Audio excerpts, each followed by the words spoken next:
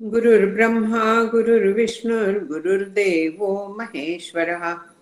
गुरुः साक्षात् परब्रह्म तस्मै श्री गुरवे नमः।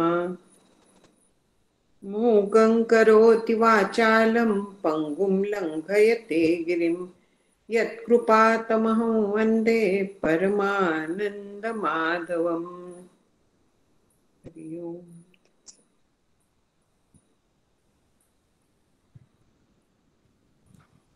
गेल्या आठवड्यात आपण 63 पर्यंत जवळजवळ बघितल्या होत्या दुसऱ्या प्रकरणातल्या. आणखीन त्याच्यात विषय जो आला होता की कल्पनेचा थांबवा विकल्पना, म्हणजे थोडक्यात मायेचा बात करावा आणि त्याच्यासाठी शम दम वगैरेचा अभ्यास करावा, इंद्रिय जय प्राप्त करावा. तुकाराम महाराज अशाच तऱ्हेचा एक अभंग आहे की जाऊन दे, विसरला ॲज युज्युअल, पण त्याच्यात इंद्रियांचा जय वासनांचा क्षय संकल्पाही मन तुका म्हणे नये जाणीव अंतरा अंतरिया थारा आनंदात. हेच बरोबर सांगितलेलं आहे की इंद्रियांचा जय म्हणजेच शमदम पूर्णपणे, वासनांचा क्षय पूर्णपणे तिथे शम साधलेला आहे. आणखीन इतका शम साधलाय की मन संकल्पावर जात नाही, म्हणजे मनाचं मन पण कमी झालं. अशा ह्याच्यात तुका म्हणे नये जाणीव अंतरा, बाह्य जगाची सत्यत्वानी तिथे जाणीव शिल्लक नाही राहत. आणखीन मग अंतरिया थारा आनंदाचा, मग तिथे केवळ आनंद राहतो अंतरात. आणि हेच बरोबर सांगितलंय की शम दम वगैरे जर का अभ्यास केला, इंद्रिय जय केला, आणखीन कल्पनेचं जर का आपण बात केला, म्हणजे कल्पना चाललेली असते पण ती सत्य नाहीये हे लक्षात घेतलं, पण पाहिला होता, विचार केला होता, तर मूळच्या एकत्वाचा जणू पुन्हा अनुभव येईल. आणखीन मग ह्याचं प्रपंचाला कसं काय संहरण होतं, म्हणजे प्रपंचाचा बाद कसा होतो ह्याच्याबद्दल अधिक स्पष्टीकरण देतो म्हणून म्हणाले होते ते 63व्या ओळीत. 64 मध्ये मग आता ते एक्सप्लेनेशन द्यायला सुरुवात करतायत की स्वरूपन्वेषण स्फुरण हे मायेचे लक्षण, अविद्या ते जाणं विपरीत कल्पना. इथे जे आधी म्हटलंय की प्रपंचाचा संहार होईल वगैरे, तर इथे आता शास्त्र सांगतायत ते माया म्हणजे काय. माया जी आहे तर स्वरूपोन्मेषण स्फुरण, स्वरूपावरती जे मी आहे असं जे झालं त्याला माया असं म्हणतात. माया म्हणजे दुसरं काही नाहीये, त्यालाच माया म्हणतात. आणि जीवाला ते स्फुरण होतं, ते परब्रह्मावरती स्फुरण झालं. आणखीन त्याच्यामुळे हालचाल सुरू झाली या परब्रह्मामध्ये. तसं एक दगड टाकला की शांत सरोवरात तरंग असे पसरायला लागतात, तशाच पद्धतीने हा एक तरंग उठल्यानंतर त्या परब्रह्माच्या तिथे हालचाल सुरू झाली. आणखीन ही जी माया आहे ही ब्रह्मसत आहे, म्हणून त्या मायेला अस्तित्व आल्यासारखं वाटलं. ब्रह्माचा जो सतपणा होता, म्हणजे अस्तित्व जे होतं, त्रिकाला बाधित अस्तित्व, तर आपल्याला वाटायला लागलं की मायाच सत्य, म्हणजे हे जग सत्य असं वाटायला लागलं. ब्रह्माचं सत्यत्व आपल्याला तिथे भासायला लागलं. आणखीन पुढे मग विस्तार झाला सगळा, माया मुळात आली. पण नंतर काय झालं तर त्या मायेतनं मग गुणमाया, जडमाया म्हणजे त्रिगुण प्रकट झाले, 5 महाभूत प्रकट झाली, आणखीन सगळा विश्व तयार झालं, निर्माण व्हायला लागलं. पण इथे जे आहे तर तो अविद्येच्यामुळे झाला. हा जो पुढला विस्तार आहे तो ज्याला अविद्या माया किंवा अज्ञान, मूळ अज्ञान असं जे म्हणतात, त्याच्यामुळे झालेला आहे. मायेला मूल अज्ञान असंही नाव आहे. आणि मग जगाच्या बद्दलचं जे अज्ञान आहे, जगाचा जो विस्तार आहे, त्याला तूल अज्ञान असं दुसरं शास्त्रीय नाव आहे. आता ब्रह्म जे आहे त्याच्याऐवजी मग काय भासायला लागलं तर सगळं जग भासायला लागलं. ब्रह्माचं सत्यत्व जगावर आरोपित झालं. आणखीन जग वास्तविक नाहीये, पण त्याचा नाहीपणा आपल्याला वाटतं की ब्रह्मच्या शक्यच नाहीये, कधी कोणी पाहिलाय? अशा पद्धतीने त्या जगात वास्तविक ते नाहीये. माया म्हणते की मी नाहीच आहे. त्या मायेचा जो पसार आहे तो ब्रह्मावरती आपल्याला ब्रह्म नाही असं वाटायला लागलं. खरं सांगायचं तर आपण विचार करत नाही, केला तरी आपण स्वीकारत नाही. कारण मुळात जर का माया आहे केवळ कल्पना आहे, ब्रह्मावरची मी आहे एवढी जाणीवच आहे, त्याच्या पलीकडे तिला अस्तित्व जर का नाहीये, तर त्याच्यातनं सत्य जग कसं निर्माण होईल? हे मनोराज्यासारखंच झालं की नाही? ते का सत्य आहे का? त्या कल्पनेतून हे जग निर्माण झालं. म्हणून समर्थ म्हणतात की कल्पनेची सृष्टी केली. सृष्टी जी आहे ती कल्पनेची आहे, याचा अर्थ तिला खरं वास्तविक सत्यत्व नाहीये. आपण या ना त्या पद्धतीने दोरीवरचा सर्प म्हणा, कसंही म्हणा, अध्यास म्हणू, पण काहीही म्हणून ती सत्य नाहीये एवढं स्वतःवरती बिंबवून घ्यायचं. दिसतीये ठीक आहे, आपल्याला एकदम सृष्टी झाली नाही पटणारलं नाहीये, दिसतीये ना, मग ती अशा पद्धतीने भासायला लागली असा विचार करायचा. आणखीन मग अविद्याते जाणं विपरीत कल्पना म्हणून जे म्हटलंय, विपरीत कल्पना म्हणजे जे नाहीये तर त्याची तिथे कल्पना केली गेली. जग वास्तविक नाहीये त्याची कल्पना केली गेली. ती जीवाच्या बाबतीत अविद्येमुळे होते असं म्हणण्यात येतं. हा सूक्ष्म फरक आहे, तो नेहमी त्या पद्धतीनेच वापरला जातो शब्द असंही नाहीये की अविद्या जी आहे ती जीवाच्या बाबतीत, अज्ञान जे आहे ते सृष्टीच्या बाबतीत. पण हे इंटरचेंजेबल पण तसे वापरले जातात. म्हणजे असंच असेल असं नाही, तेव्हा संदर्भ पाहून त्याचा अर्थ करायचा असतो नेहमी. परमार्थाच्या याच्यात हाच आपल्याला नेहमी प्रॉब्लेम होतो, कारण वेगवेगळ्या प्रणाली म्हणजे सिस्टीम्स वेगवेगळ्या पद्धतीने ते शब्द वापरतात. आणखीन मग आपल्यासारख्यांचा गोंधळ होतो की तिथे असं म्हटलंय, मग आत्ता असं कसं काय, याचा असा कसा काय अर्थ केला? खुद्द गीतेत सुद्धा भगवंतांनी मी हा शब्द कधी भगवान म्हणजे देवकी नंदन अवतार ह्या अर्थी वापरलेला आहे, कुठे ईश्वर म्हणून वापरलाय, कुठे ब्रह्म म्हणून वापरलाय. संदर्भ पाहिल्याशिवाय आपल्याला परमार्थात कुठलाही अर्थ लक्षात घेता येत नाही. व्यवहारात सुद्धा आपल्याला तसंच करायला लागतं. मग परमार्थ तर अत्यंत सूक्ष्म आहे, तिथे हे करायलाच लागतं. मग याच्याऐवजी आता पुढे म्हणतायत की मनश्चक्षुरादिके इंद्रिये जिये अनेके तिये सुख दुःखदायके अविद्याजनिते. मन चक्षुरादिके म्हणजे सगळे जे अंतःकरण पंचक, ज्ञानेंद्रिय पंचक ही जी आहेत सगळी इंद्रिय आहेत. अंतःकरण ह्याचा अर्थच आहे आतलं इंद्रिय. करण म्हणजे इंद्रिय, साधन. मग आतलं ज्ञानाचं साधन जे आहे त्याला अंतःकरण असं म्हणतात. आणखीन हे जे सगळे आहेत तर ह्याच्यामुळे काय होतं, आपल्याला ज्ञान होतं बाहेरच्या सगळ्या गोष्टींचं. आणखी त्याच्यावरती मग आपल्याला ते सुखदायक आहे का दुःखदायक आहे ह्याच्यावरती त्याच्यातनं आपल्याला अनुकूल प्रतिकूल अशा संवेदना निर्माण होतात. म्हणजे हे छान आहे, हे वाईट आहे. मग जे वाईट असतं त्याने दुःख होतात, जे चांगलं वाटतं त्याच्यामुळे सुख होतं. मग ह्याला कारण काय आहे? म्हणजे सुख दुःखांना पुनर्जन्मांना ते छान एक शिडी मांडलेली आहे की हा जो जन्म झाला हा कशामुळे झाला, तर पाप पुण्य समसमान झाली म्हणून मनुष्य जन्म झाला. पापाचं आधिक्य असलं तर खालच्या योनीत जन्म येतो, म्हणजे पशु पक्षी झाडं वनस्पती वगैरे वगैरे. जर का पुण्याचं आधिक्य असलं तर वरच्या योनीत जन्म येतो, गंधर्व देव वगैरे.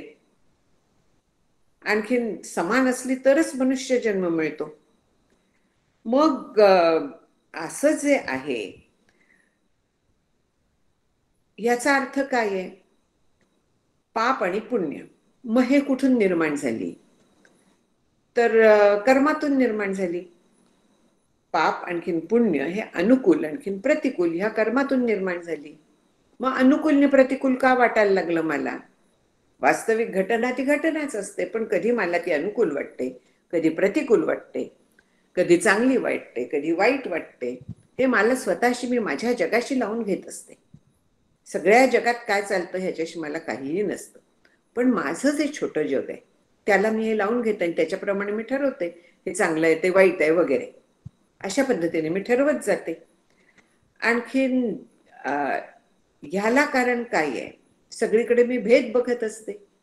मी भेद बघते म्हणून अनुकूल प्रतिकूल होतं. अनुकूल प्रतिकूल असल्यामुळे त्याच्यातनं आवड निवड, मग करणं तसं, मग पाप पुण्य, पाप पुण्याच्यामुळे परत जन्म मिळतो. म्हणजे सगळ्याला कारण काय आहे? भेद आहे. मग भेदाला काय कारण आहे?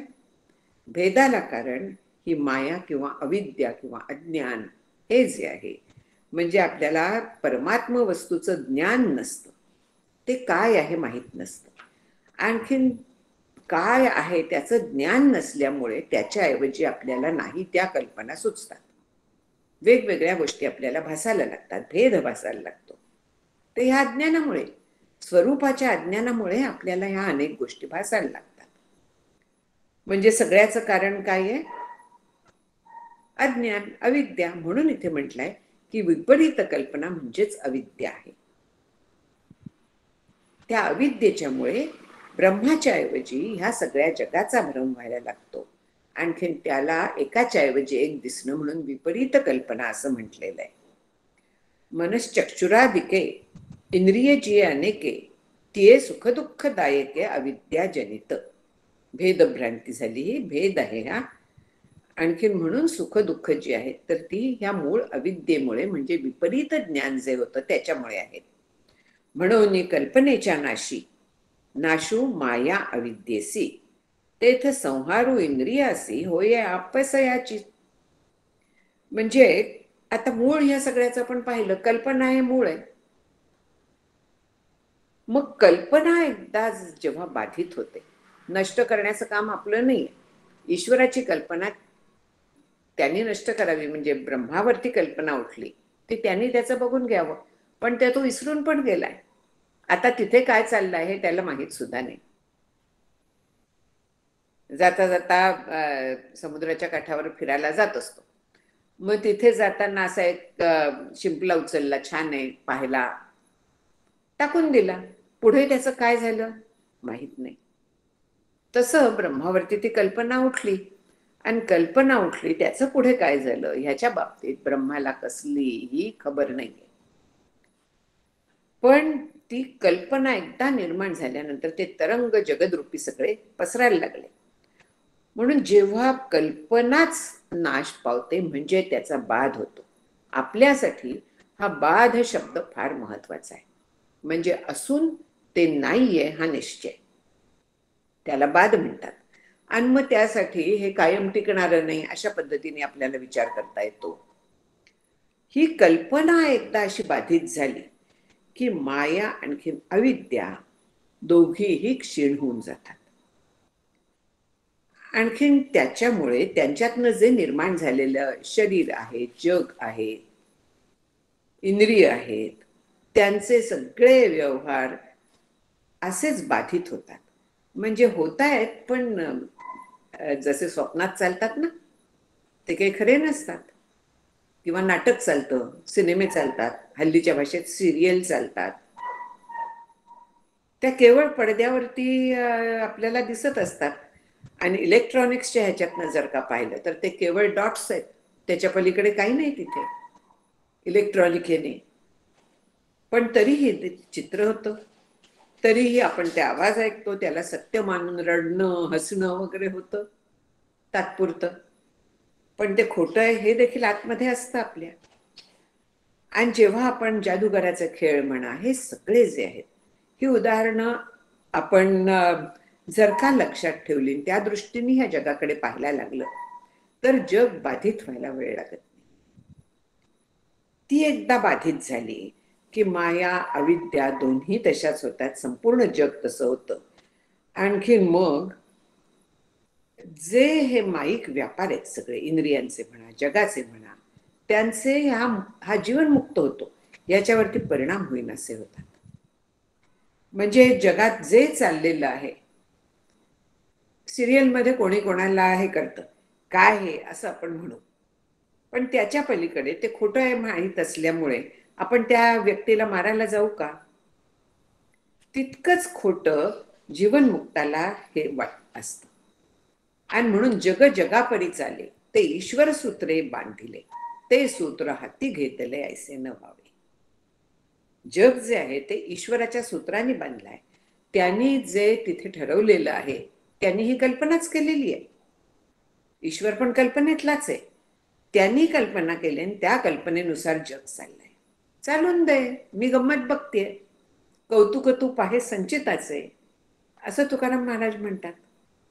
म्हणजे काय काय माझ्या संचितात आहे, कसं काय ईश्वराचे नियोजन आहे, मी गंमत बघायची. कधी चांगलं असतं, कधी रोग होतो, तीही गंमतच आहे. सगळ्या गमतीच असतात. असा जो सगळं बाधित करतो जग, देह बाधित करतो, त्याच्यासाठी देहाला जे होतं, जगाला जे होतं, ते सगळं ईश्वराच्या नियोजनाप्रमाणे त्यांनी जी सिस्टीम बसवून दिलेली आहे ती ऑटोमॅटिक सिस्टीम आहे. त्याच्यातनं त्याला विचार करायला लागत नाही किंवा काहीही त्याच्याबद्दल करायला लागत नाही. एकदा त्यांनी फीड करून ठेवलेलं आहे, त्याप्रमाणे ते चालत राहतं. आता तर ऑटोमॅटिक कार्स वगैरे देखील आले आहेत ना. मग त्या कार कोण ड्राईव्ह करतं, कोण स्टिअर करतं त्यांना? कोणी नाही, ऑटोमॅटिक आहे ते. तसं ही सृष्टी जी आहे तर ती ऑटोमॅटिक चालते. स्पेसशिप्स जातात, त्यांना देखील कंट्रोल पृथ्वीवरनं केला जातो. त्यांचं जाणं एकदा बाहेर पडल्यानंतर बऱ्यापैकी ऑटोमॅटिक असतं. ते सगळं जसं आहे तशी ही ईश्वराची सृष्टी आहे हे लक्षात घ्यायचं. आपल्याला हे सगळं पटतं, पण ईश्वराची सृष्टी ऑटोमॅटिक आहे हे आपल्याला पटत नाही. आणि मग ईश्वर असं कसं काय करतो, मी एवढं सगळं करते तरी मला हेच फळ कसं मिळालं, याच्याहून जास्त मिळायला हवं होतं, आय डिझर्व मोर वगैरे, अशा पद्धतीने आपला विचार चालतो. का बरं? हे डबल स्टँडर्डचं नाही आहे का? नक्की आहे. स्वतःच्या बद्दल आपण अशा पद्धतीने विचार करतो, पण हा विचार पक्का ठेवायचा की ईश्वराने जे फीड केलेलं आहे ते करावे तसे भरावे, ह्या पद्धतीचा त्याचा नियम आहे. आणखीन मी अनेक जन्मात जे काय केलेलं आहे त्याप्रमाणे मला या जन्मात मिळणार आहे. मग उलट विचार करायचा की जे काय सुखदुःखाचे आपल्याला भोग पडतात, चला प्रारब्धातलं एक संपलं, एक देणं संपलं, देऊन टाकलं, मोकळी झाले. या पद्धतीने आपण जर का दुःखाच्या बाबतीत पण विचार केला तर त्याचा आपल्याला त्रास होत नाही. आणि मीच केलेलं मी भोगते म्हटल्यामुळे मग दोष कोणाला देणार? मी असं कधीनच कसं, ठीक आहे या जन्मात नाही करणार, पण मागच्या कुठच्या तरी जन्मात कशावरनं केलं नसेल, 100 जन्म आधी सुद्धा केलेलं असेल, 1000 जन्म आधी केलेलं असेल. तुवा घेतले जन्मांतर किती आहेत ते माहित नाही. म्हणून हा विचार जो आहे तर तो खूप महत्वाचा असतो आपल्या साधकांच्या दृष्टीने. आपला बॅलन्स सांभाळायला, आपला आनंदाची स्थिती टिकवायला, समाधानाची स्थिती टिकवायला. कारण जोपर्यंत आपलं अंतःकरण शांत समाधानी असं राहत नाही, मी पराशांतीबद्दल म्हणत नाहीये, ही आपण आत्ता काय म्हणूया प्रयत्नपूर्वक सांभाळलेली शांती असते साधकासाठी. विचाराने ती सांभाळली जाते. आणखीन हे जेव्हा दृढ होतं तर त्यावेळी मुक्ताची जी शांती असते ती सहज असते. तिथे त्याला प्रयत्न नाही करायला लागत, ती अगदी सहज स्थिती त्याची असते. आणि ही सुख दुःख जी आहेत ही आपल्याला जो भ्रम झाला त्याच्यामुळे आपल्याला होत असतात, म्हणून ती अविद्याजनित आहेत असं 65व्या ओळीत म्हटलंय की ती सुख दुःखदायक आहे, अविद्याजनित आहे. आणखीन मग कल्पनेचा नाश झाला म्हणून कल्पनेच्या नाशी नाशू माया अविद्येसी तेथ संहारू इंद्रियासी होये आपसयाची. म्हणजे काय होतं की माया आणखीन अविद्या दोन्ही बाधित झाल्या की इंद्रियांचे व्यवहार पण तेवढेच बाधित होतात, म्हणजेच ती नष्टप्राय होतात. म्हणून त्यांना संहार म्हटलाय. वास्तविक इंद्रियांचा संहार होत नाही, पण मग इंद्रिये गुणाधारे राहटती निज व्यापारे, मला काय संबंध आहे? त्रिगुणांच्या मुळे प्रारब्धाच्या मुळे इंद्रिय काम करतात, त्यांचं त्यांचं करून देत त्यांना. अशा पद्धतीने सगळा जो व्यवहार आहे तर तो अलिप्तपणे साक्षीत्वाने बघितला जातो. आणि असा साक्षीत्वाने जेव्हा आपण व्यवहार बघायला लागतो ना तर त्यावेळे आपल्यावरती त्याचे परिणाम होईनासे होतात. कुठच्याही परिस्थितीत आपण शांत राहू शकतो. एक उदाहरण दिलंय की पाणी चोरियेचे द्वारी वरिचील दाटीजे जरी येदे मोकळीची परी धरावी न लगती. म्हणजे पाणी घालतात झाडीने बागेला वगैरे, तर त्याची जे वरती गोल हा असतो ना त्याला अनेक छिद्र असतात. जर का मला पाणी नाही घालायचं झाली तर वाकडी केलेली आहे, पाणी पडणारच आहे. प्रत्येक छिद्र मी बंद करायचं आहे का? त्याच्याऐवजी जिथनं ती तोटी सुरू होते ते जर का एक छिद्र मी बंद केलं तर काय होईल? सगळं पाणी बंद पडेल, पुढे पाणीच जाणार नाही. उदाहरण देते दुसरं, की घरातले नळ ठिपकत होते.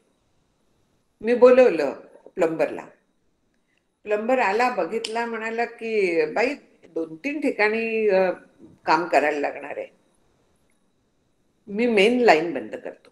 म्हणून तो वरती गेला आणि टाकीतनं जी बाहेर येणारा पाईप होता तर तो नळ त्याने तिथला बंद केला आणि मग खाली येऊन एक एक एक एक नळ खोलत बसला. कुठल्याही नळातनं पाणी आलं नाही. का? मुख्य बंद केलं होतं ना, त्यामुळे मग खालच्या नळातनं पाणी येणंच शक्य नव्हतं. तेच जर का त्यांनी हे वरचं बंद केलं नसतं तर प्रत्येक नळ उघडला, त्याचा वॉशर बदलायला म्हणा किंवा नळ बदलायला म्हणा, की पाण्याच्या धारा वाहिल्या असत्या. पण मुख्य बंद केलं की प्रॉब्लेमच संपतो सगळा. तसं कल्पना जेव्हा आपण बाधित करतो, अहो कल्पना विराली तेथ संस्कृती निमाली, येथ शिष्याची साक्षेपे स्फुरली युक्ती येते. म्हणून श्री गुरु सांगतात की कल्पना जेव्हा बंद होते तेव्हा मुख्य हे बंद केल्यासारखं होतं, स्विच ऑफ केल्यासारखा होतो. घराचा मेन स्विच बंद केल्यासारखा होतो. मग सगळ्या घरातले दिवे, पंखे, एसी जे काय असेल ते बंद होऊन जातं. तसं ही कल्पना जेव्हा विरून जाते मूळची, तर तेव्हा जन्म मरणातनं सुटका होते. संस्कृती म्हणजे पुढे पुढे जाणं, म्हणजे जन्म मरणाचं चक्र थोडक्यात. मूळ कल्पनाच झालीच नाही मुळात, माया जी झाली नाही ती, अशा पद्धतीने विचार करून फक्त ब्रह्म आहे, दुसरं काहीही नाही. जे दिसतंय ते ब्रह्मच आहे, ब्रह्माचाच तो विलास आहे, त्याचाच विस्तार आहे. अशा पद्धतीने जर का आपण विचार करायला लागलो तर जन्म मरणातनं सुटका होते. म्हणजे नुसता विचार करून नाही, तसा अनुभव पण यायला लागतो, तसा प्रत्यक्ष दृढ निश्चय लागतो. आणखी मग आपण कार्य करून, सगळी कर्म करून ती मी केली नाहीत अशा पद्धतीने नैष्कर्म्य सिद्धी होते. म्हणजे करून अकर्ता, भोगून अभोगता, असा नैष्कर्म्य येतं.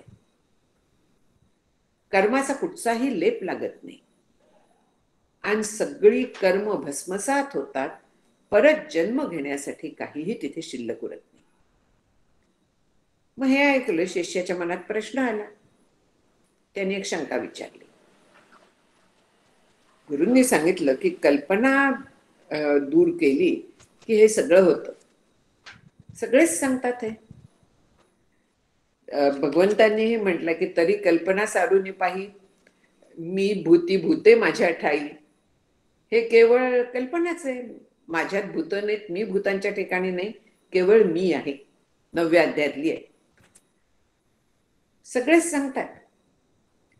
समर्थांनी तर मनाच्या श्लोकात कल्पनेच्या बद्दल इतकं म्हटलेलं आहे.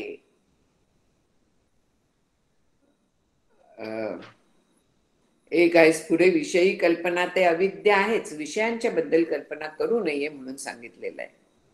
मना कल्पना कल्पिता कल्पकोटी, नव्हे रे नव्हे सर्वथा राम भेटी. आपण कल्पना खूप करतो, ती रामाच्या भेटीची करावी. मना कल्पना वासुदेवी वसुदे हे सांगतायत. म्हणजे आपण मन जे आहे आपलं, तर ते नुसतं स्वस्थ कधीच बसू शकत नाही. मग त्याच्या कल्पनेला आपण दिशा द्यायची आणि ती जी दिशा आहे ती मना कल्पना वासुदेवी वसुदे. मना कामना कामसंगी नसो दे, मना कल्पना वाऊगी ती न कीजे, मना सज्जना राघवी वस्ती कीजे म्हणून म्हणतात समर्थ. म्हणजे कल्पना वाऊगी करायची नाहीये, तर ती रामाची करायची, म्हणजे परमेश्वराची करायची. तर इथे शिष्य म्हणतोय की सुषुप्ती अवस्थेत कल्पना निश्चेष होईल ना, तरी जीवासी संसरण का न चुकायची. शंका बरोबर आहे अगदी, की गाढ झोपेमध्ये कल्पनेचा लवलेश पण नसतो, निश्चेष होईल ना. जेव्हा आपण गाढ झोप लागते तेव्हा मनात काहीतरी असतं का हो? मन तरी जागं असतं का? पूर्ण अंतःकरण लीन झालेलं असतं. मग असं असताना जर का केवळ कल्पना लोप हे जर का मोक्षाचं कारण आहे, तर मग गाढ झोपल्याबरोबरच पुनर्जन्म चुकला पाहिजे, तिथे कल्पना नाहीशी होते. बरोबर आहे. जे सांगितलं की कल्पना सोड, कल्पना सोड, मग गाढ झोपेत कुठे उरते कल्पना? मग आम्हाला तिथे मोक्ष मिळाला पाहिजे. ऐसिया आक्षेपी उत्तर बोली जाईल सधर, ते ऐक तू चतुर जेणे संदेह फिटे. गुरूंना कौतुक वाटलं की शिष्याने चांगला प्रश्न विचारला. प्रश्न विचारावे, श्री गुरूंना प्रश्न विचारावे, चांगले आहेत का वाईट आहेत हा विचार आपण करू नये. नाहीतर असे एक एक भेटतात की इतका साधा प्रश्न मी कसा काय विचारू. कोणी ठरवायचं साधा आहे का संगीत आहे ते. आणखीन माझ्या मनात जर का प्रश्न असला तर त्याचा निराकरण करून घेणं, संशयाचं, प्रश्नाचं उत्तर मिळवणं हे माझ्या साधनेला आवश्यक आहे. म्हणून आपल्याला बालिश जरी वाटला, कसाही वाटला, चुकीचा वाटला, तरी प्रश्न विचारावेत. प्रश्न विचारल्याशिवाय आपण निशंक होत नाही. आणि जोपर्यंत आपण निशंक होत नाही तोपर्यंत दृढ परोक्ष ज्ञान सुद्धा होणार नाही. संशयरहित ज्ञान त्याची आवश्यकता असते. म्हणून प्रश्न नक्की विचारायचे. आता काय उत्तर देत आहेत की अरे जीवाशी सुषुप्ती दसे, कल्पना किरू नासे, परी अज्ञान न निरसे, तेणे होये संसारू. की सुषुप्तीमध्ये कल्पना नाहीशी होते हे अगदी सत्य, मान्य आहे मला. पण कल्पनेचा जो अज्ञानातून जन्म आहे ते अज्ञान तिथेच असतं ना, ते काही जात नाही. आणि त्याच्यामुळे संसार जो आहे तर तो जसाच्या तसा शिल्लक राहतो. जेव्हा जागा होतो तेव्हा संसार जसाच्या तसा सत्यत्वाने परत मानगुटीला बसतो. जन्म मरण चुकत नाही. कारण गाढ झोप म्हणजे सुषुप्ती अवस्था म्हणजे कारण देह, त्याचं स्वरूप अज्ञान हेच आहे. जसं महाकारण देहाचं ज्ञान हे स्वरूप आहे, सोहम ही वृत्ती हे महाकारण देहाचं स्वरूप आहे, आपण पुढे ते बघणार आहोत. तसं सुषुप्तीचं म्हणजे गाढ झोपेचं अज्ञान हेच स्वरूप आहे.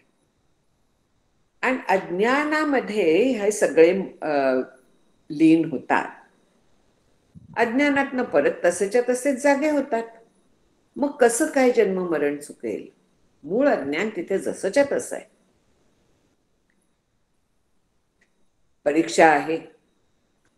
मला वाटतंय की मी पाठ केलं असेल बहुतेक किंवा वाचलेलं असेल, पण प्रत्यक्षात वाचलेलं नाहीये. अज्ञान जसंच्या तसं आहे. मग पुस्तक उशाशी घेऊन जरी मी झोपले, डोक्याखाली घेऊन झोपले, तर मला ज्ञान होणार आहे का? शक्य नाही आहे. कारण गाढ झोप ही जी अवस्था आहे तर ती अज्ञानाची अवस्था आहे. म्हणून सुषुप्ती आत्मा नेणीजे, नेणणेची होवोनी असीजे, तेथ आत्मानुभव बोलीजे कवणीये परी. सुषुप्ती जी आहे तर ती अज्ञानाची अवस्था असल्यामुळे तिथे आत्मा बित्मा जो शुद्ध जाणीव रूप आहे त्याचं भान होत नाही. तिथे केवळ नेणीव म्हणजे अज्ञान, म्हणजे माहीत नाही, काही नाही, हेच स्वरूप त्या सुषुप्तीचं आहे. मग त्याला आत्मानुभव कसं काय म्हणता येईल? ती पूर्ण ज्ञानाची अवस्था आहे आणि सुषुप्ती ही अज्ञानाची अवस्था आहे. दोन टोकाच्या भूमिका आहेत ह्या. हे अगदी खरं आहे की जेव्हा आत्मानुभव असतो तर त्यावेळी सुषुप्तीप्रमाणेच कसलंही भान नसतं. सुषुप्तीत भान नसतं, गाढ झोपेत जगाचं भान नसतं. तसंच ज्ञानाची जी समाधी अवस्था आहे निर्विकल्प, त्याच्यात जगाचं भान नसतं. एक स्वस्थ मानसी, एक सहजची आळसी, दोन्ही म्हणून हे सारखी, वर्म जाणे तो पारखी. अत्यंत आळशी माणूस स्वस्थ बसलाय आणि दुसरा ज्ञानाच्यामुळे शांत बसलेला आहे, स्वस्थ मानसी. दोन्ही ही सारखी म्हणायची का? दोन्ही सारखे दिसतील शांत बसलेले, पण कारण त्याच्या मागची किती वेगळी आहेत. जो सुवर्ण पारखी असतो तो ते जाणतो. तसंच सुषुप्ती आणखीन निर्विकल्प समाधी ह्याच्यातला जो फरक आहे तो जमीन आसमानाचा आहे, दोन टोकांचा फरक आहे. आपल्याला माहिती आहे की आपले कान काही ठराविक फ्रिक्वेन्सी ऐकू शकतात. त्याच्याहून ज्या हाय फ्रिक्वेन्सी असतात त्या कुत्रे वगैरे ऐकू शकतात. त्यांचा देखील कानाची रेंज काही ठराविकच असते, पण आपल्याला ते ऐकू येत नाहीत. कमी ज्या असतात त्याही आपल्याला ऐकू येत नाहीत. म्हणजे त्या नाही का? म्हणजे एक कमी आहे म्हणून ऐकू येत नाही, आणखीन एक खूप आहे म्हणून ऐकू येत नाही. मग दोन्ही सारखी म्हणायची का ती? डोळ्यांचं पण तेच आहे आपल्या. जो अल्ट्राव्हायोलेट रेज आहेत त्याच्याहून खालचे जे रेंज आहे ती आपल्याला दिसत नाही. इन्फ्रारेडच्या वरची आपल्याला दिसत नाही, पण दोन्हीमध्ये फार अंतर आहे. तसंच अंतर हे अज्ञान आणखीन पूर्ण ज्ञान ह्या दोन्हीमध्ये आहे. म्हणून त्याला गाढ झोपेला कधीही आत्मानुभव म्हणता येत नाही. तिथे शुद्ध अज्ञान आहे, केवळ अज्ञान आहे. आत्मविषयी अज्ञान जववरी न होय क्षीण, तववरी न चुके जन्म मरण जीवासी पै. जोपर्यंत हे अज्ञान क्षीण होत नाही, म्हणजे लेश फक्त अगदी उरतो. तो लेश कुठचा आहे? जीवनमुक्ताला लेश मात्र अज्ञान असतं असं म्हणतात. त्याचा देह काम करण्याचं, देह शिल्लक ठेवण्यासाठी ते लेश मात्र अज्ञान म्हणजे प्रारब्ध ते उरतं. त्याच्यामुळे त्याचा देह सांभाळला जातो, टिकवला जातो आणि काम पण सगळं होत जातं. हे दरवेळी सांगायला लागतं. नाहीतर काय होतं की जीवनमुक्ती आल्या आल्या देह पडणार असं म्हटलं तर एक माणूस या बाजूला वळणार नाही. नक्की खात्री आहे, मी पण वळले नसते. पण प्रारब्ध लेश शिल्लक असतो, म्हणजे अज्ञान लेश ज्याला म्हणतात, प्रारब्ध शिल्लक असेपर्यंत देह काम करणार आहे, मी जगणार आहे वगैरे ऐकलं की मग आम्ही हा ठीक आहे, मग आनंद रुपवायचा आहे ना, आम्ही करू, अशा पद्धतीने आपण जातो. हा लेश शिल्लक असतो. जीवनमुक्तीत लेश राहतो. आणखीन विदेह मुक्ती म्हणजे देह पडल्यानंतर प्रारब्ध संपतं तेव्हाच देह पडतो, मग तोही नाहीसा होतो आणि पूर्णपणे तो ब्रह्मरूप होऊन जातो. श्री गुरु कृपा भरे फिटे अज्ञान भुररे, मग सच्चिदानंद उरे परब्रह्मते. हे अज्ञानाचं चेटूक म्हणूया, धुक म्हणूया, भुररे, हे कधी वितळून जातं? तर जेव्हा श्री गुरूंचा कृपा प्रसाद येतो, कृपा सूर्य जेव्हा तळपाला लागतो, ज्ञान सूर्य तळपतो, त्यावेळे हे अज्ञान जातं. आणखी मग जे त्याचं स्वरूप मूळचं सच्चिदानंद आहे तर ते स्वरूप त्याला अनुभवायला येतं. प्रत्यक्ष तो ते होऊन जातो आणि तसा राहतो. सुषुप्ती काळी कल्पना अज्ञानी होये लीन, तेणे अज्ञाने आलिंगन वर्ते आत्मयासी. म्हणजे गाढ झोपेमध्ये कल्पना आपण पाहिली की घन अज्ञानामध्ये लीन होते, आणि ते जे अज्ञान असतं तर त्याचं आत्म्यावरती आवरण असतं. त्यामुळे सुषुप्तीमध्ये जरी इंद्रिय लीन झालेली असली तरी देखील म्हणजे असंही म्हटलं जातं की ती आत्मतत्वातच लीन होऊन जातात. बरोबर आहे, पण ती अज्ञानाच्या आवरणासह लीन होतात. प्रश्न येतो तो येतो. त्यामुळे सुषुप्तीत ज्ञान झालं असं म्हणता येत नाही. आणि तिथे तर आपल्याला एरवी जे भान असतं की मी आहे, जग दिसतंय मला, ह्याचा बोध होतोय, त्याचा बोध होतोय, प्रत्येक बोधाच्या मागे ते बोधरूप तत्व असल्याशिवाय आपल्याला बोध होत नाही.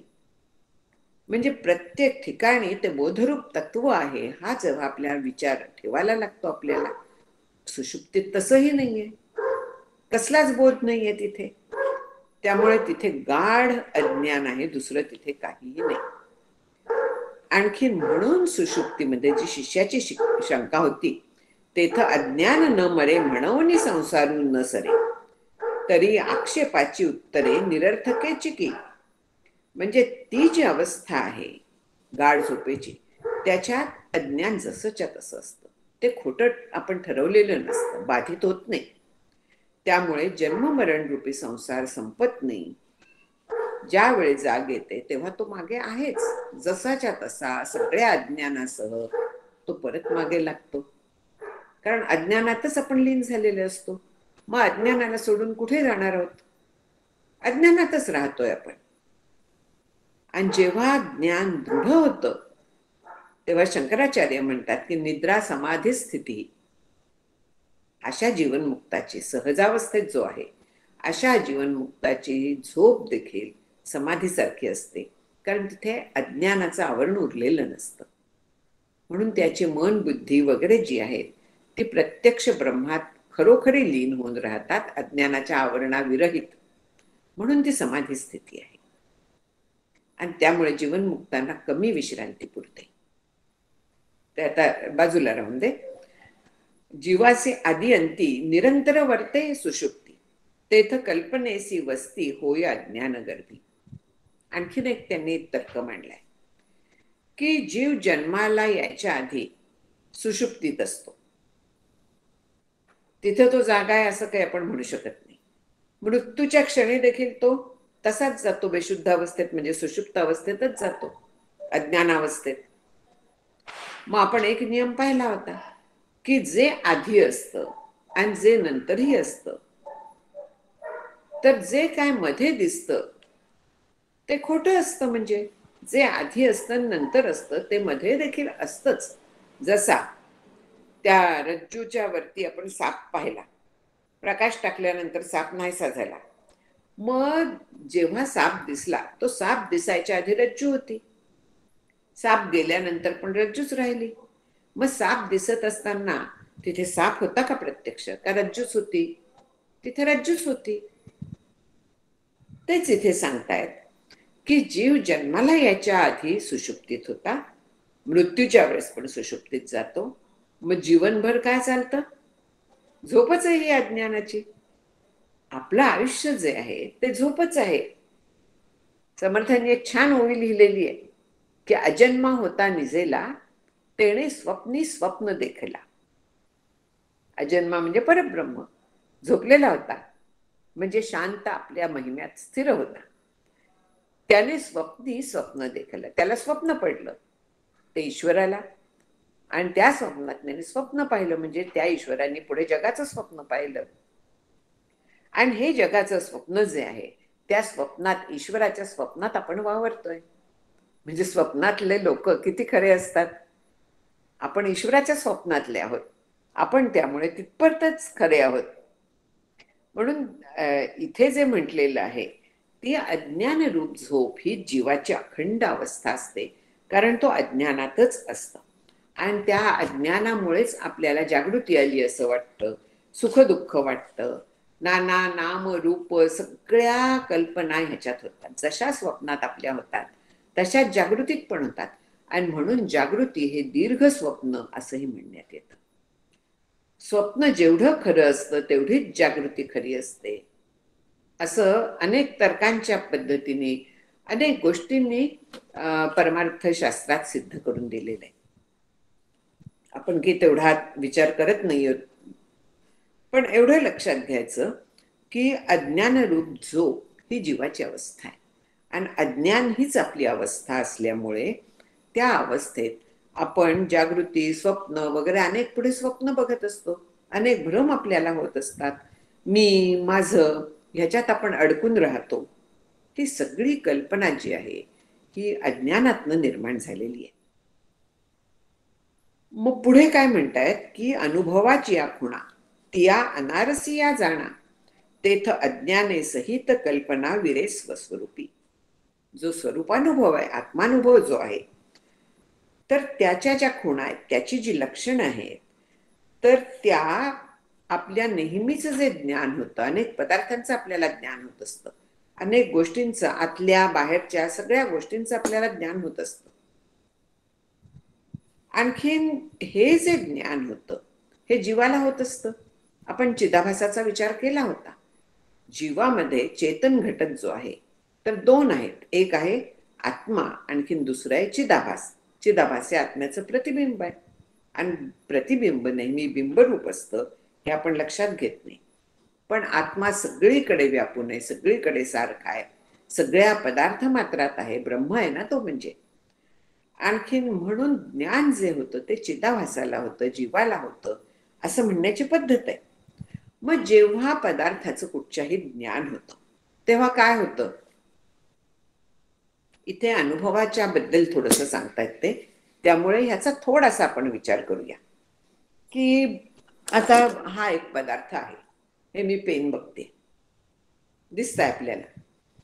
हे जे पेन आहे हे मला आता दिसलं, तेव्हा दिसताना काय झालं की माझी बुद्धिवृत्ती जी आहे ती माझ्या डोळ्यातनं बाहेर पडली, आणखीन या पेनापर्यंत पोचली. आता हे पेन जे आहे, तर या पेनाच्या आकाराची ती बुद्धिवृत्ती झाली.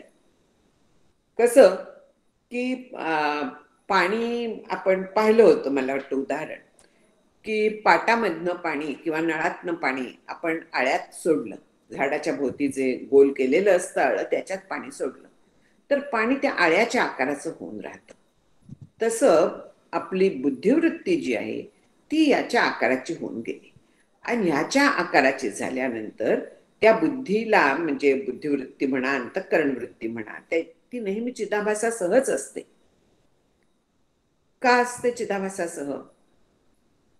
त्यालाही उदाहरण दिलं होतं की समजा मी एक पेला घेतला किंवा एखादा स्फटिक घेतला आणि तो मी इथून इथे नेला, असा इथून इथे नेला, मग ह्या दिव्याचा प्रकाश त्याच्यात पडलाय. मग इथून इथे नेला, त्याच्यात त्यावेळेस प्रकाश असणार आहे की नाही? तो इथला प्रकाश तिथे घेऊन जाणार आहे का? अजिबात नाही. दिव्याचा प्रकाश सगळीकडे व्यापून आहे. तो स्फटिक जिथे जाईल तिथे त्याच्यात तोच प्रकाश असणार आहे, त्याला बरोबर कॅरी करायची गरज नाहीये.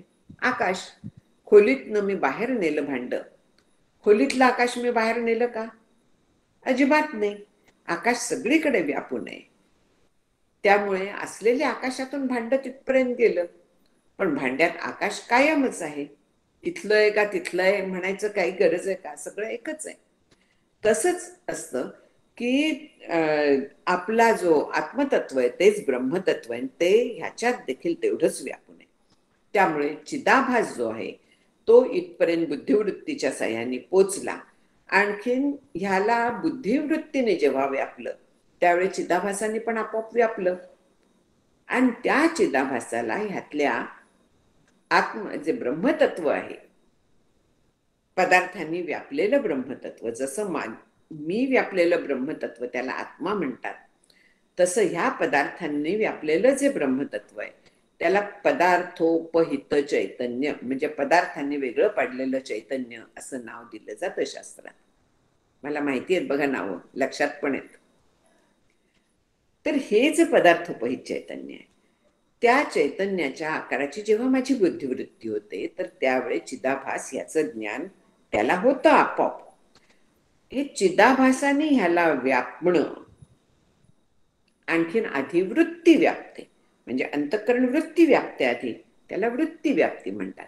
आणि चिदाभासाने त्याला व्यापणं आणि त्याला ज्ञान म्हणून ह्याला फलव्याप्ती असं म्हणण्यात येतं. फल म्हणजे ज्ञान हे फल आहे म्हणून एक, आणि दुसरं चिदाभासाला पण फल असं नाव आहे. म्हणजे ह्याचं जर का ज्ञान करून घ्यायचं तर तिथपर्यंत वृत्ती जायला लागते, वृत्तीने ह्याला व्यापायला लागतं, म्हणजे तिथे वृत्ती व्याप्तीची गरज आहे. आणि दुसरं, वृत्तीमध्ये चिदाभास आहेच, त्या चिदाभासाने व्यापलं की त्या चिदाभासाला ह्यातल्या चैतन्याशी ते एकरूप होतं आणि त्याला ह्या पदार्थाचं ज्ञान होतं. म्हणजे मला ह्या पदार्थाचं ज्ञान होतं. म्हणजे तिथे फलव्याप्ती आहे. पण आता स्वरूपानुभूतीमध्ये काय होतं? वृत्तीव्याप्ती आहे. वृत्तीव्याप्ती म्हणजे ह्याला जसं व्यापते तशी व्यापू शकत नाही, कारण स्वरूप जे आहे, ब्रह्मतत्व जे आहे, ते सगळीकडे व्यापू नये.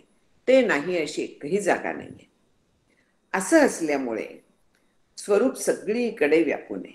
पण सोहम ह्या पद्धतीने जेव्हा आपण एकाग्र पूर्ण करतो, त्यावेळी ती वृत्ती जरी लिमिटेड असली म्हणूया आपण, तरी शेवटी ती अंतःकरण वृत्ती आहे. अंतःकरण हा मायेचाच भाग आहे असं म्हणूया. पण ती वृत्ती ब्रह्माच्या आकाराची होऊन जाते. थोडक्यात ब्रह्माला ती व्यापते असं म्हणायची पद्धत आहे. खरं जे होतं ना, ते अंतःकरण तिथे लीन होतं. आणखीन ते लीन जे होतं ते ब्रह्मामध्ये लीन होतं. आणि ब्रह्मामध्ये लीन झाल्यामुळे त्यातलं चिदाभास जो आहे त्याला वेगळेपणाने ज्ञान कसं होईल? ते त्याचं स्वरूपच आहे. पदार्थातलं जे ब्रह्म आहे ते चिदाभासाचं स्वरूप नाही. पण जेव्हा मी म्हणतेय सोहम, मी ब्रह्म आहे, मी ब्रह्म आहे, तेव्हा तो मी जो आहे ते स्वरूप आहे. आणि चिदाभास तदाकार होऊनच जातो. त्याला वेगळेपणाने ते ज्ञान होत नाही.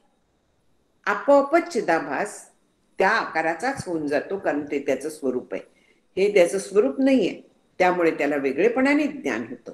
पण ते त्याचं स्वरूप असल्यामुळे त्याच्याशी एकरूप होतं ते, आणि मग ज्ञान झालं म्हणायला तो शिल्लक उरत नाही. तिथे ज्ञान झालं म्हणायला तो वेगळेपणाने शिल्लक होत नाही, शिल्लक राहत नाही. तो स्वरूपाकार होतो. म्हणजे त्याला स्वरूपाचा प्रत्यक्ष अनुभव येतो. म्हणून स्वरूपानुभूतीसाठी वृत्तीव्याप्तीची गरज आहे. तिथे फलव्याप्तीची गरज नाही, कारण तिथे फल म्हणजे चिदाभास आत्मरूपच होऊन गेलेला असतो. त्यामुळे तो वेगळेपणाने व्यापत नाही, त्याला वेगळेपणाने ज्ञान होत नाही. तो तद्रूप होतो. पाण्यात पाणी मिसळावं तसा तो एकरूप होऊन जातो. आणि म्हणून त्याला वेगळेपणाने तिथे ज्ञान होत नाही. पण तिथपर्यंत पोचण्यासाठी वृत्ती व्याप्तीची गरज असते. आणि म्हणून आपली वृत्ती जी आहे तर ती सोहमकार करणं, नामाकार करणं, हे साधन सगळ्यात अंतरंग समजलं जातं. जेव्हा आपण खरोखरी एकाग्र होऊ त्यावेळी गुरुकृपेने आपण तदाकार होऊ शकतो. आणि मग चिदाभास तद्रूप होतो. पण ही अवस्था फार थोडा काळ टिकते, कारण प्रारब्ध परत मागे खेचून आणतं आपल्याला. प्रारब्ध नावाचा जो अज्ञान लेश मगाशी म्हटला, प्रारब्ध आपल्याला त्या सुखात राहून देत नाही. ते आपल्याला मागे परत खेचून आणतं आणि पुन्हा आपण याच्यावरती येतो. ह्या वृत्तीव्याप्ती, फलव्याप्ती वगैरे जर का आणखीन हवं असलं तर विचारसागर रहस्य म्हणून आहे ग्रंथ. त्याच्यातला चौथा तरंग, चौथं प्रकरण जे आहे तर त्याच्यात हे डिटेलमध्ये दिलेलं आहे. बाह्य पदार्थ ज्ञानाची रीत अशा हेडिंग खाली ते बघायचं. एकदा चिदाभास असा आत्मरूप झाला म्हणजे जीव ब्रह्मरूप झाला की सगळ्या कल्पना जातात, अज्ञान नाहीसं होतं, प्रत्यक्ष ज्ञान होतं. आणि हे श्री गुरूंच्या उपदेशानेच होऊ शकतं. त्याच्या पलीकडे दुसरा त्याला उपाय नाहीये. श्री गुरुसेनी उपदेशे अज्ञान मुळे आपैसे तेथ परब्रह्म प्रकाशे कल्पनातीत. कल्पनेच्याही पलीकडे तै कल्पना सांडू न पाही, तै भूते माझ्या ठाई वगैरे जे आहे हे कल्पना सुद्धा त्याची करू नको म्हणून भगवंत म्हणतात. म्हणून हे श्री गुरुचा उपदेश झाला. तत्वमसि असा, ते ब्रह्म तू आहेस हा उपदेश झाला की स्वतःच्या गुरु त्वम म्हणतात म्हणजे मी, तर माझं स्वतःच्या स्वरूपाच्या बद्दलचं अज्ञान ह्या पद्धतीने नाहीसं होतं. आणि ब्रह्म तेच होऊन म्हणजे मी ब्रह्मरूप होऊन मला ब्रह्माचा अनुभव येतो. त्याच्यासाठी अर्थात आधी एवढा सगळा प्रवास करायला लागतो. आणि तो पुढे सांगतायत की अनुभवाची या भूमिका चारी गा शिष्य टिळका. सांगी जेती तिया ऐका एकाग्रचित्ते. अनुभवाच्या 4 भूमिका आहेत, म्हणजे 4 स्टेप्स आहेत म्हणूया. 4 पद्धतीचा हळूहळू अनुभव येत जातो, मॅच्युअर होत जातो. आणि त्या आता तो ऐक, एकाग्र चित्त करून ऐक. इथे आता थांबायला लागणार आहे मला, वेळ आपली मला वाटतं झालेली आहे. हो,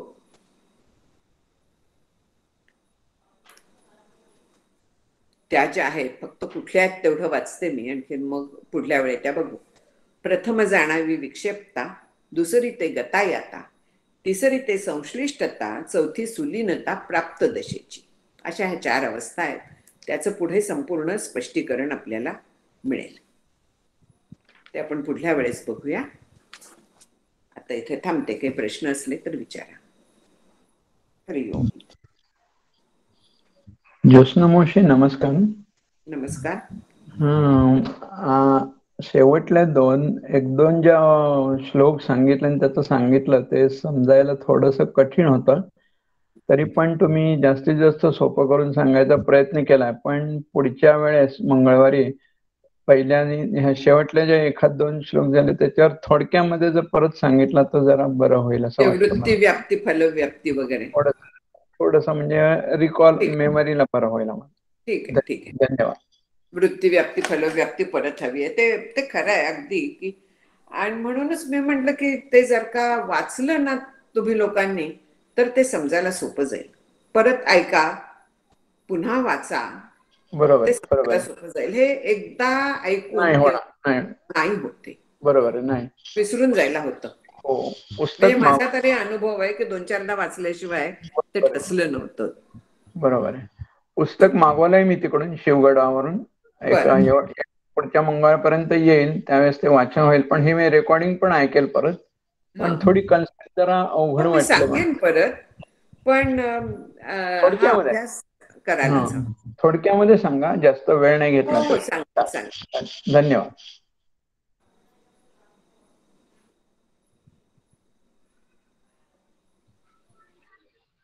ज्योत्स्नाताई नमस्कार. नमस्कार. भगवद्गीतेमध्ये भगवान श्रीकृष्णांनी वेगवेगळ्या संदर्भात आपला उल्लेख केला आहे असं तुम्ही सुरुवातीला सांगितलं. मग ते रेफरन्सेस पुन्हा आम्हाला सांगितले तर फार बरं होईल, कृपया. आता मय्येव मन आधत्स्व मयी बुद्धी निवेशय, ईश्वर रूप. बरोबर आहे की नाही, की अहम त्वा सर्व पापेभ्यो मोक्षयिष्यामि मा शुच. कोण सगळ्या पापातून मुक्त करणार आहे? ईश्वर मुक्त करणार आहे. ब्रह्म पूर्णपणे निराकार आहे, त्याला कुठल्याही पद्धतीचं क्रिया तिथे नाहीये. अक्रिय, अक्रीड वगैरे त्याचे सगळे शब्द आहेत. पण ईश्वर करता करविता आहे सगळा, म्हणून पापातनं मुक्त करणारा तो ईश्वर आहे. किंवा जेव्हा अर्जुनाला सुरुवातीला उपदेश करतो तो, तर त्यावेळेस तो देवकी पुत्र अर्जुनाचा सखा ह्या भूमिकेतून करत असतो. नंतर ह्याचे आहे बघा की मज अनाम्या नाव ठेविती, अरूपाचे रूप वर्णिती. ज्ञानेश्वरांनी ज्याच्यावरती हे केलेलं आहे, त्याच्या मला श्लोक आत्ता आठवत नाहीयेत, मला वाटतं 9व्या अध्यायात असावेत. तर त्याचा निर्गुण परमात्मा जो आहे तर तो अर्थ होतो त्यावेळेस, ब्रह्मरूपाचा अर्थ आहे तिथे. अनादित्वात, निर्गुणत्वात, परमात्मा वगैरे वगैरे हे जे एक आहेत ना, तर तिथे त्याचा ब्रह्मरूप अर्थ होतो. हे सगळ्या पद्धतीने भगवंतांनी तिथे सांगितलेलं आहे. म्हणून काय तिथे रेफरन्स आहे तो बघायला लागतो आपल्याला.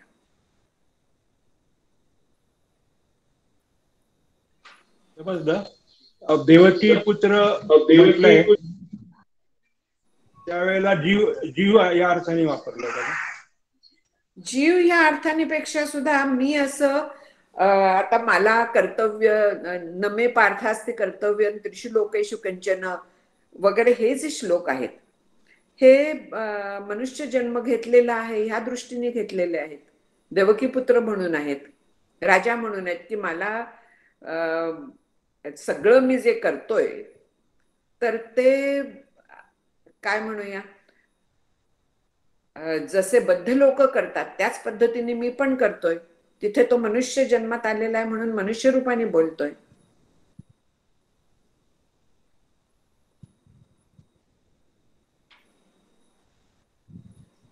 समजलं. आणि ममयांश जीव लोके त्या श्लोकामध्ये ईश्वर ममैवांश म्हणून जीव लोके ईश्वर आहे, ईश्वराचा अंश आहे जीव. ब्रह्माला अंशी भाव नाहीये, ब्रह्माचे अंश पडत नाहीत, अंश ईश्वराचे असतात. जीव हा ईश्वराचा अंश आहे.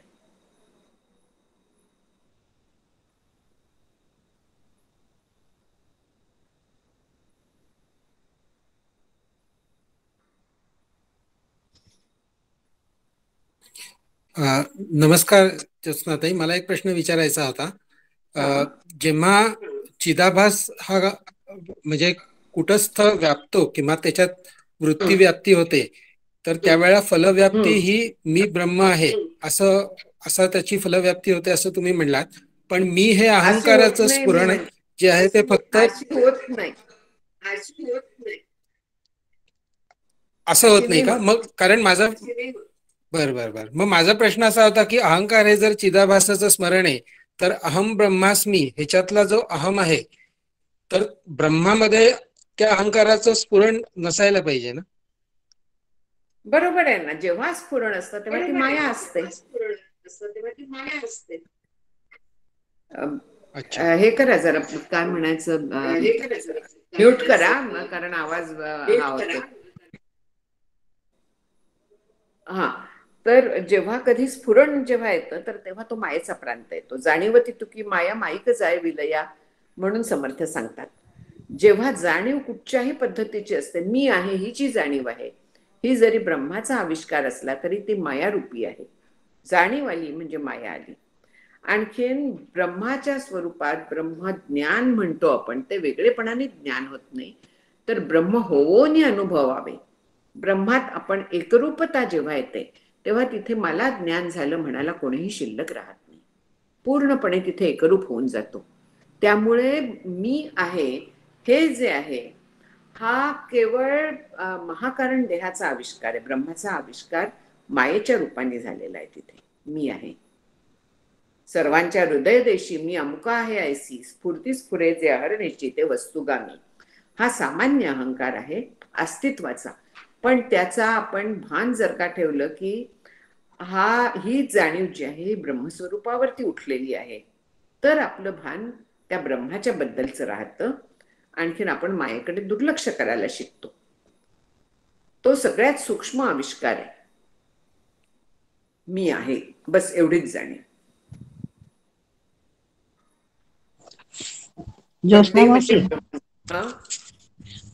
मला असं म्हणायचं होतं, आता जे तुम्ही सांगितलं ना, तर ते शिकारी सिंहाची शिकार करायला जातो आणि शेवटी स्वतः शिकार होतो, तेव्हा तो सांगायला उरत नाही. हे तुम्ही हा दृष्टांत दिला तो याला लागू पडतो ना, असं मला विचारायचं. अगदी बरोबर ना. की ब्रह्म होऊन अनुभवावे म्हणजे सिंहाचं ज्ञान सिंह होऊन होणं. एकदम तो आठवला मला, म्हणून अगदी बरोबर. धन्यवाद.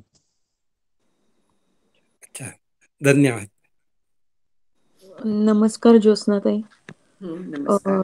माझा हा प्रश्न अगदी खरं म्हणजे विचारू पण नको असं वाटतंय, पण श्लोक नंबर 75 त्याच्यामध्ये जे म्हटलंय की त्यामुळे अहमचे सामान्य भानही त्या अवस्थेत होत नाही गाढ झोपेमध्ये.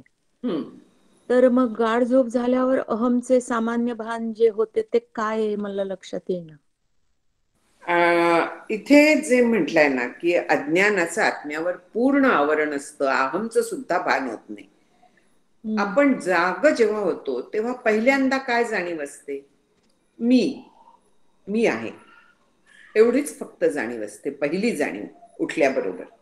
आणखीन म्हणजे आपण जर का लक्ष दिलं, सूक्ष्म पहिलं जर का आपल्याला जाणवलं तर पहिल्यांदा आपल्या अस्तित्वाची जाणीव असते.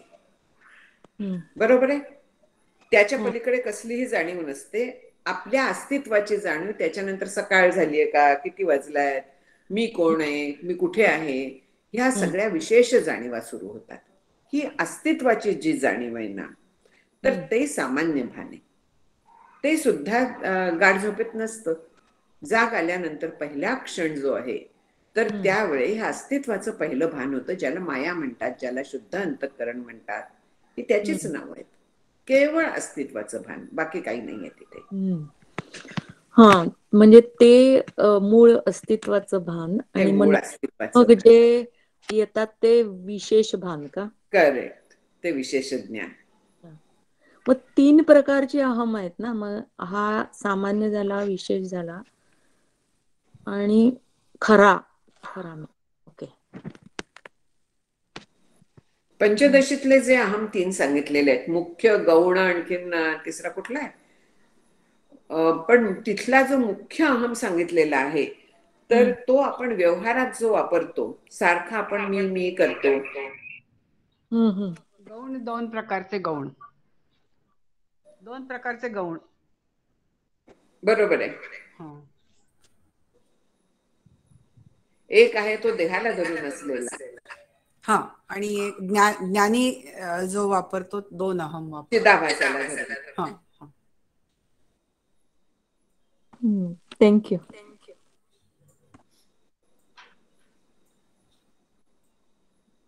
ऍक्च्युली ताई राजू बोलतोय. सुलभा जरा म्यूट कर तुझा. हा, ठीक आहे, बोला. बोला, आता कोण बोलत होतं? राजेश काय नाव आहे, कळत नाहीये. नाही, ऍक्च्युली दिलीप दादा बोलत आहे. नमस्कार ताई.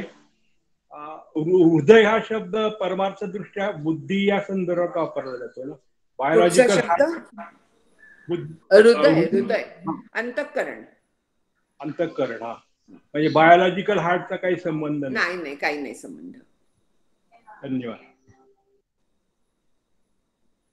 म्हणून हृदयाकाश वगैरे म्हणण्यात येतं ना, ते म्हणजे अंतःकरणाला व्यापून, म्हणजेच पूर्ण देहाला व्यापून असलेलं असं म्हणूया आपण. कारण अंतःकरण पूर्ण देह व्यापून असतं, ब्रह्म पूर्ण देह व्यापून असतं, म्हणजे आत्मा. आणि चिदाभास पूर्ण देह व्यापून असतो. समजलं, छान. हा, बोला, काय म्हणताय? समजलं, छान समजलं म्हणतो. अच्छा.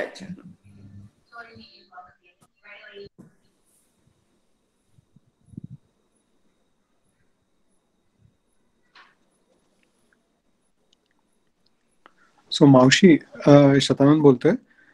सो म्हणजे आपल्याला विसंवादी जी कल्पना, कुठलीही कल्पना उठली, विसंवादी कल्पना, म्हणजे बेसिकली आता मी ब्रह्मा आहे ही संवादी कल्पना सोडली आणि विसंवादी कल्पना कुठलीही उठली, तर जर का आपण त्या प्रवाहात वाहत नाही गेलो आणि त्याला जर का आधीच गवसणी घालू शकलो, तर तिथेच ती, म्हणजे त्या सोर्सलाच ती कल्पना थांबवणे आणि परत संवादी कल्पनेत जाणे, हाच मेन एक्सरसाइज करत राहायचा.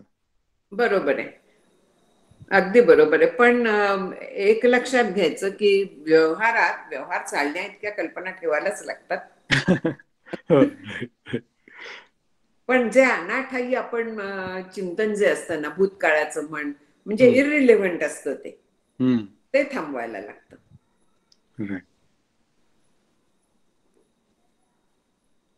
पण असं म्हणजे ती जी विसंवादी कल्पनाचा आवर जर का घातला, तर असं तुम्ही जसं लास्ट लेक्चर मध्ये सांगितलं तसं की गॅसच्या शिट्टीसारखं होणार नाही ना, म्हणजे का त्याचा तिथे हे दाबायची नाही, त्याला दुसरा मार्ग द्यायचा, हे लक्षात घ्या. दाबून ठेवणं हे वेगळं आहे गॅसचं, राईट. पण त्याला दुसरा मार्ग आपण चॅनेलाइज करायचे, थोडक्यात तुमच्या भाषेत. ओके. धरण जेव्हा बांधतात, जेव्हा धरण पूर्ण भरतं, तर त्यावेळेस दरवाजे उघडायला लागतात, नाहीतर धरण फुटू शकतं. बरोबर. मग खालच्या नदीला पूर आलेला सुद्धा एक वेळ परवडतो, पण धरण फुटलं तर सगळंच विनाश होईल. बरोबर. त्याच्यापेक्षा नाश झालेला पत्करला थोडासा पुराने. राईट. ओके. थँक्यू.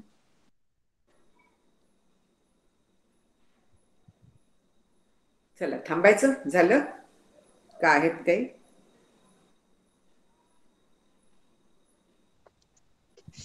घेऊ श्लोक. हो घे. व्हावी पूर्ण कृपा गुरो मजवरी, प्रार्थित भावे तुला. वारी सर्व अरिष्ट नेऊ निलया, संमोह जो वाढला. अज्ञानांध जनासी मुक्त करुनी, शांतीपदी बैसवी. विनती हीच असे न मागत दुजे, भक्ती तुझी ही हवी. सद्गुरुनाथ महाराज की जय. जय श्रीराम. जय श्रीराम.